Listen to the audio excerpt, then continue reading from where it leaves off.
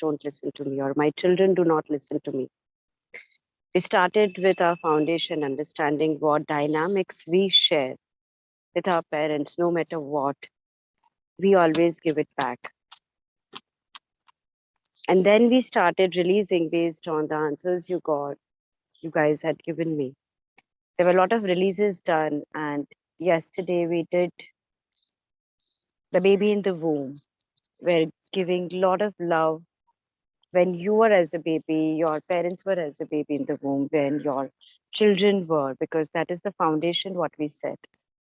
Today we will first understand the logical aspects with it.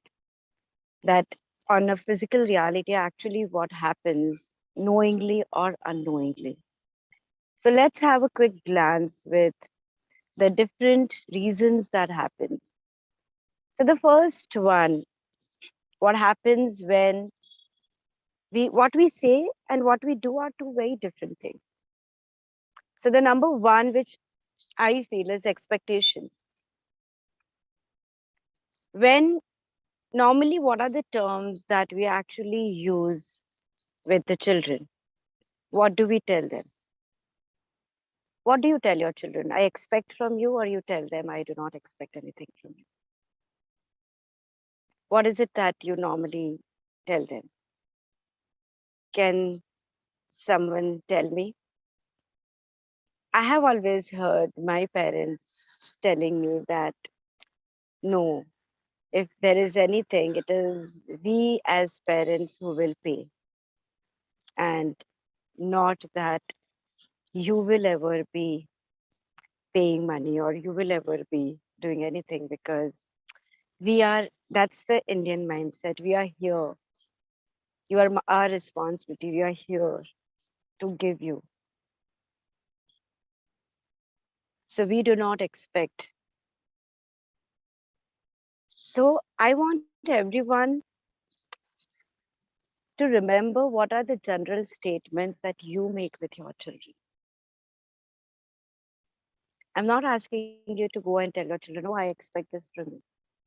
But when a child is born, we do tell them, right? We do tell the child that I expect you to behave in a particular way. I expect you to get this marks in this school. I expect you to do this. And we are very vocal about what we expect from a child. If my grandkid is 2 years, we tell him very clearly and loudly that this is how you are supposed to eat. You eat, this is what I expect. You sleep, I expect you to sleep. I expect you to eat. I expect you to eat only this food. I expect you to say thank you. I expect you to say sorry, because we think it's a learning curve.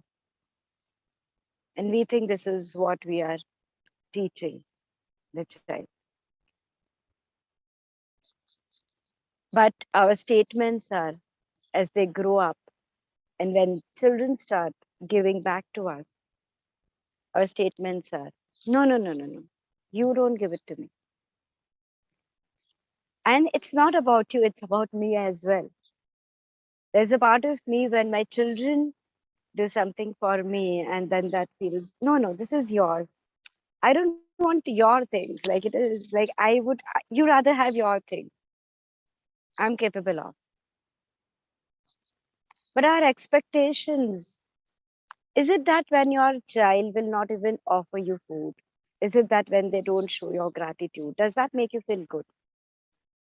It does not.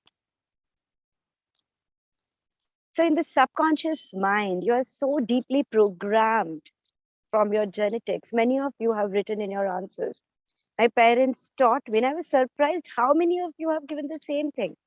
They taught me that when a guest comes, you have to be a good host. What do you mean by that? They taught us discipline.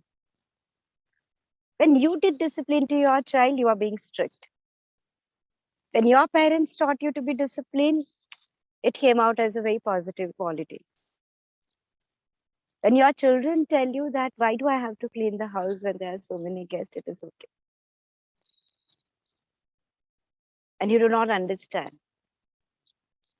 So there is a lot of duality which starts existing within ourselves. What we think, that's the vibration we send out. And that is what we receive back. That is what we receive back from the universe. And universe gives it back. When I say my relationship with my children is without expectation, the children have to behave to prove that you are doing it without expectation. But then when you do not get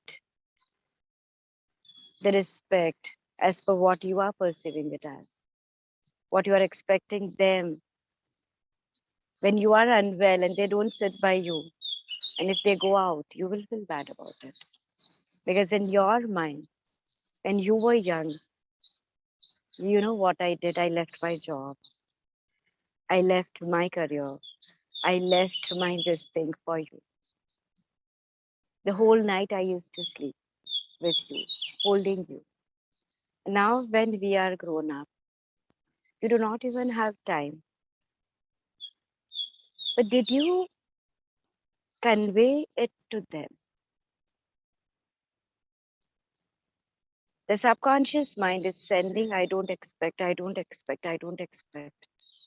I'm not asking it to replace it with I expect, I expect. We do not want an expectation based relationship, but replace it today with the energy and love that I share, I give it to my children comes back to me tenfold back.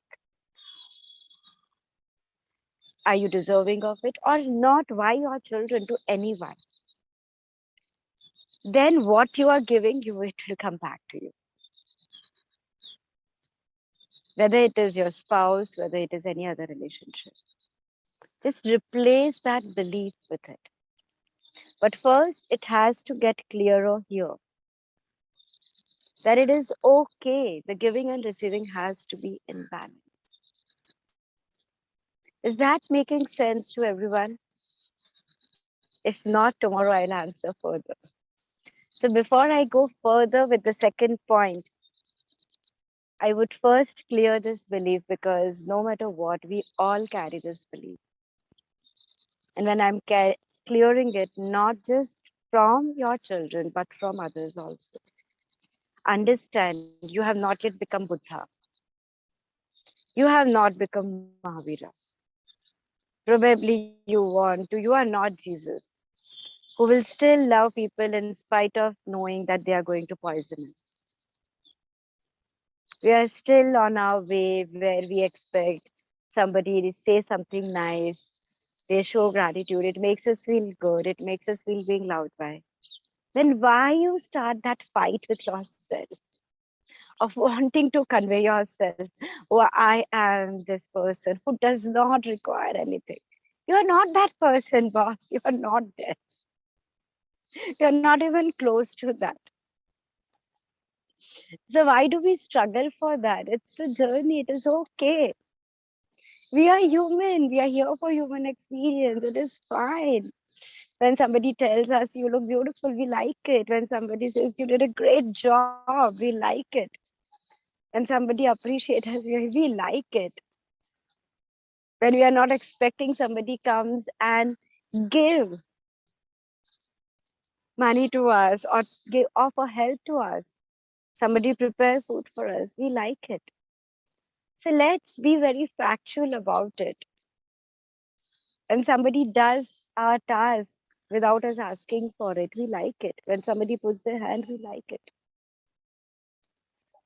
So let's be factual and stop doing that drama, not with others, with ourselves. And to have clarity, yes, like this is what the clarity that you had when your children were born. Re-establish that clarity now when they are grown up.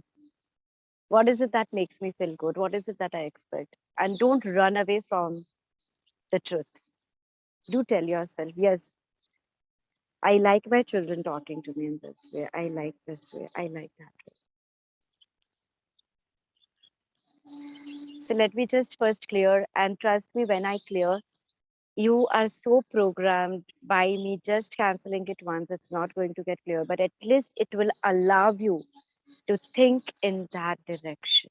You may require multiple rounds to actually clear that. So let me just first clear that belief from everyone.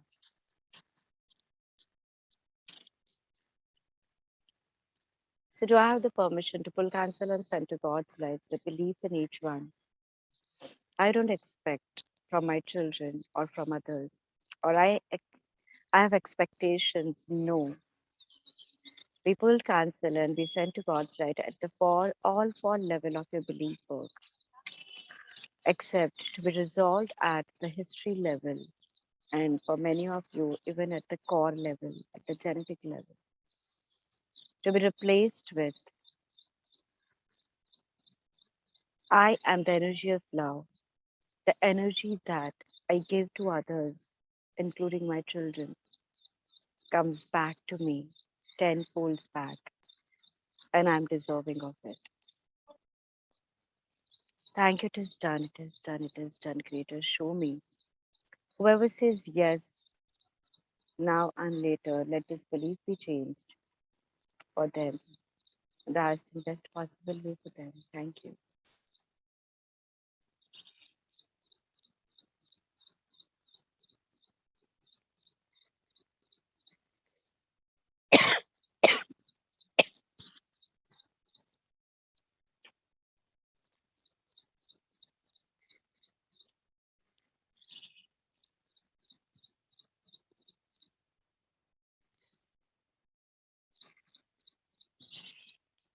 Would you like to know what it feels like to create a faith based relationship between you and your loved ones, including your children, between you and your parents?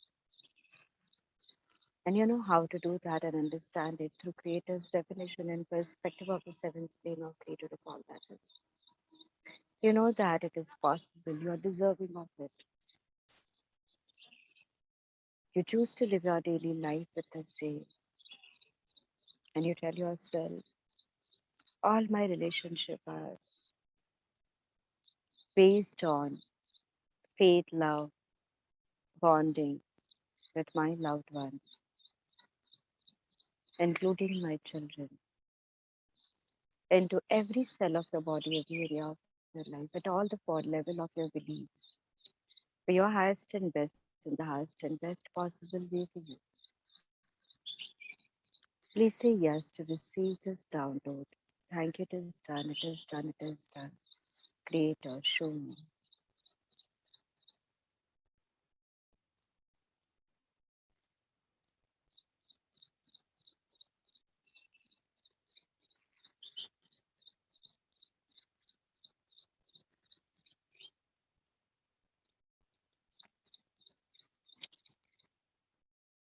Yeah. Mahek, since I'm on phone, I cannot see the slide. Can you tell me the second point I have given you? So I go exactly that way what people are saying. Can you Yes. unmute and yeah, And the second point is language of communication. yeah. Thank you. So friends, I'm just touching the points. Like each point that I have given are very, very deep rooted. We'll take a call tomorrow whether to continue with this week or to change. But they all are very like each one requires me to talk like for half an hour, 1 hour. But I'll just touch base each one right now. Now when I say language of communication, majority time when a child is born, it is not the language that you use which convey the message. It is the tone that you use which conveys the message. If you are a person who, when your kid was young, because of your own stress, frustration, nature, The child is a child. Child will cry, child will do. But if you are a person who will speak with a high tone, what is it that you convey to the child? I've heard so many people saying, do this or I will go. Police बुलाओ क्या? ये आ जाएगा. This will happen. What are you conveying to the child? Papa will go. Mama does this. So number one, you created a foundation of fear based. You lose me. See, the first point of expectation. The second point, this is not expectation. What you are conveying is conditions. Apart from how you speak to them. I'm not just talking about the childhood years, even later. How you speak to them is very, very important. As they grow up, what is the dynamics that we are creating with them? And if it is the high tone, high pitch, because you think you are a parent and you have the right over them, even if your child calls you, even if after a month, 2 months, and then your first question is, oh, now you got time to call me. You start the conversation on a very negative note. If the same thing you say, like, it feels so good to hear your voice after 2 months, probably you conveyed the same message. I really missed you. And you're talking to the new generation, which will give it back to you that why didn't you call me? And that is an ego. You were expecting them to call you. You actually missed them. You could have called them, right? And just like, I just wanted to know how you are and keep the phone down. But it is so much of expectations, but yet we say, I do not expect. And then it impacts our language of communication. Because when it starts, we are already like, we have stored so much of frustration within ourselves. And the first thing which comes out is our anger, our resentment, our frustration towards them, our complaints towards them. And this is what happens now. But what we created before when they were young is very important to recollect. I realized my mistakes years back when my son used to go to school. And then when he'll come back, like, even if you want to ask, Beta, how was your day? Our first question is, so what did you do in the school? What did teacher do? How did you do?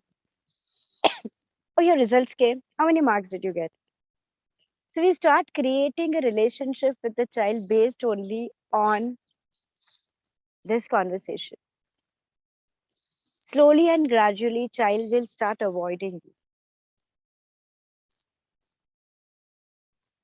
My child was smart enough. He started giving only one answer. How was your exams? Good. Not good, sorry. Okay. He will never say good or bad. He used to score good marks. I said, why do you never tell me that, it went very well because you got highest marks? And once he answered very honestly, he said, Mama, if I tell you it was bad, you will be stressed out. I cannot do anything now to change it. I don't want you to feel that. If I say it was good, you are expecting. I do not know what will be the final outcome. So rather, if I keep it very simple and I say it was okay, you are not expecting, you are not doing. So every answer is, how is this? Okay. How did that go? Okay. And I realize it is not his mistake, it is my mistake. So I created a rule in the house. When children come back from the school, we are not asking them.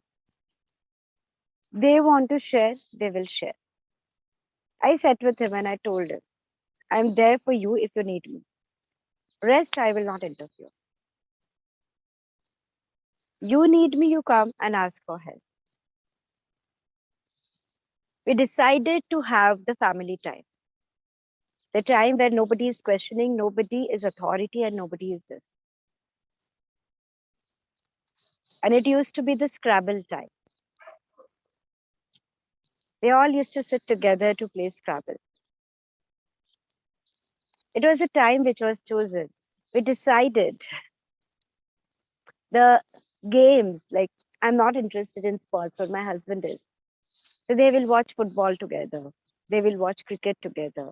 They will be in the opposite teams. They'll say, "What do you think?" I say, "You are in this team, I'm in the opposite team." We decided definitely to have one vacation in a month, even if it is for a day. And everyone will do what other wants. Nobody is allowed to say no. I'm talking about communication. This is also communication.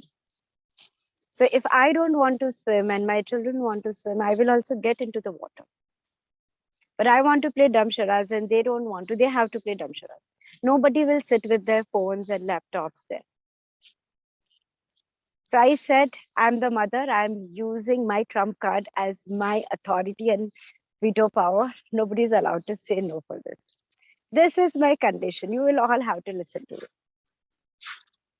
They said, Mom, what is this? This is so boring. I said, yeah, this is how it is. And gradually, like, all started enjoying. There was a game. We were on a cruise.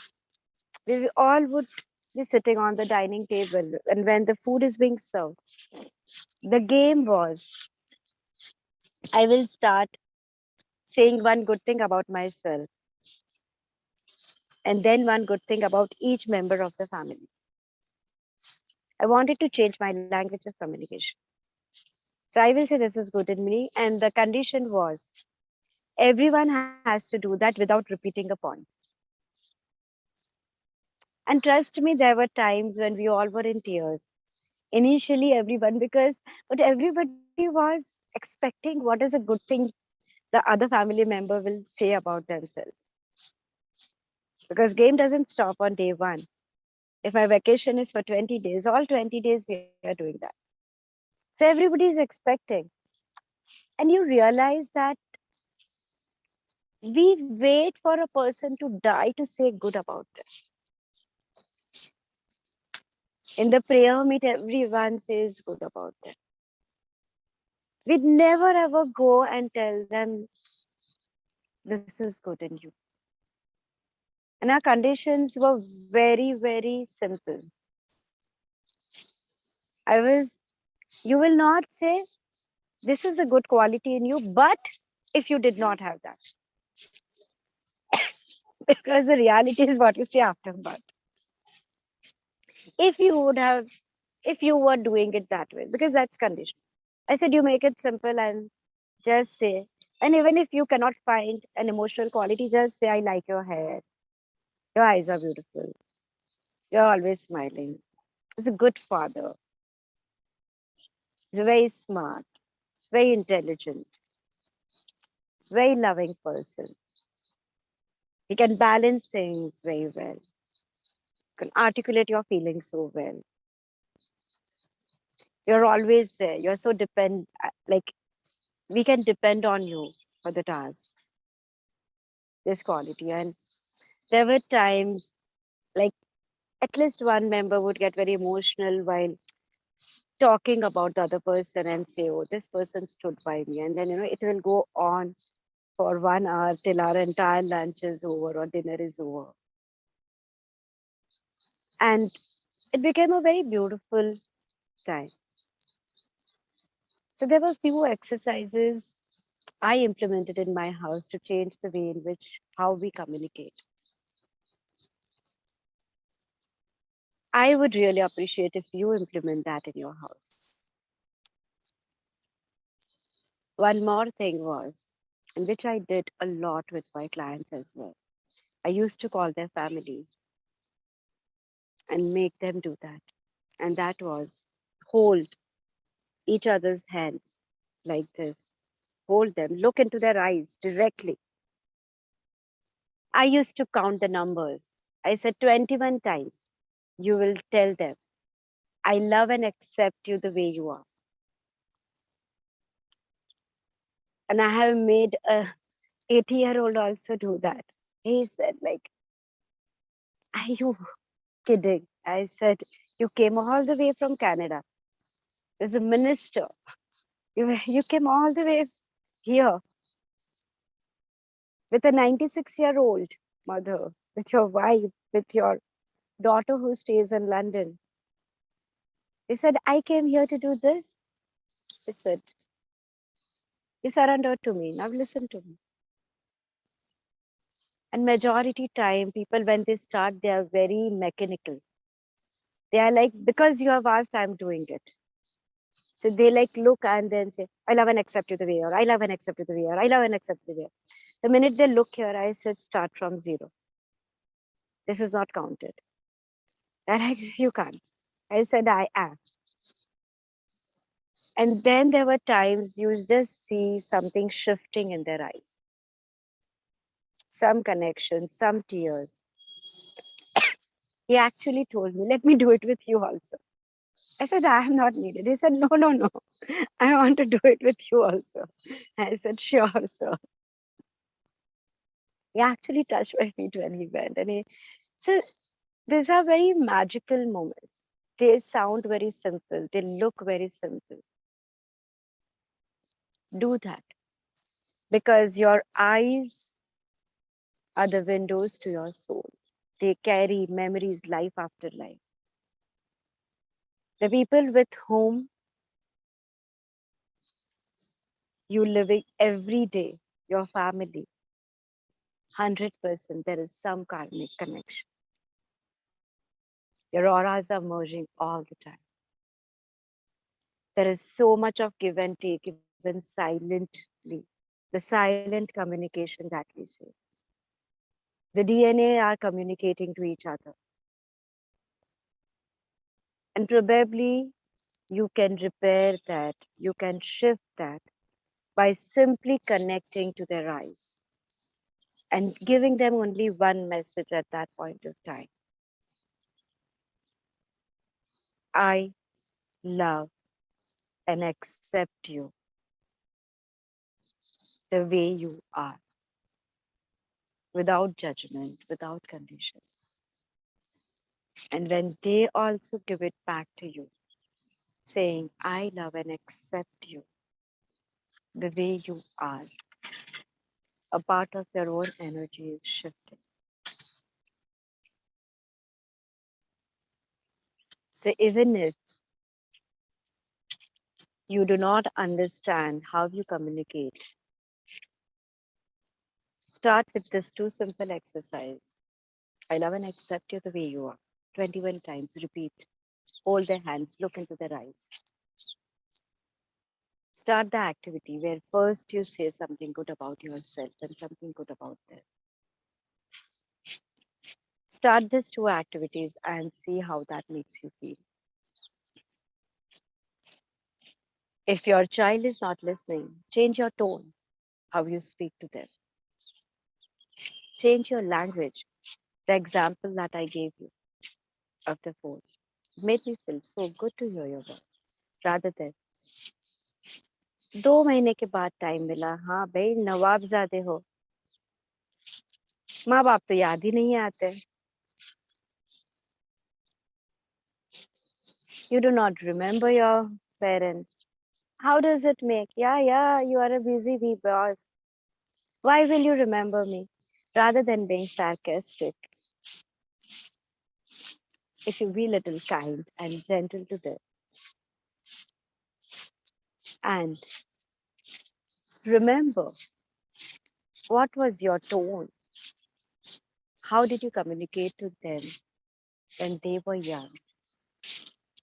What was it that you had done at that point of time? So if you just do that, probably you will start seeing a lot of changes. And as I said, communication itself is a huge topic. needs 3 hours because under the name of language of communication, understanding the language child understands, understanding it is only the 7% which is verbal communication. The rest is non-verbal. It is your behavior. It is that which is you are communicating. So many of those things, like there are so many aspects which we require to like understand and release to be able to change the dynamics. So for today, I think it's already 9:33 and I cannot cover up the other points. So we will continue with the other points tomorrow. Tomorrow ideally is a question answer day.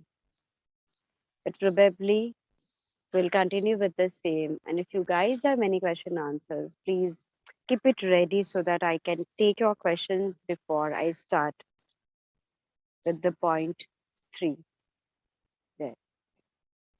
We'll do the downloads also for the point 2 tomorrow only. So thank you so much everyone for joining.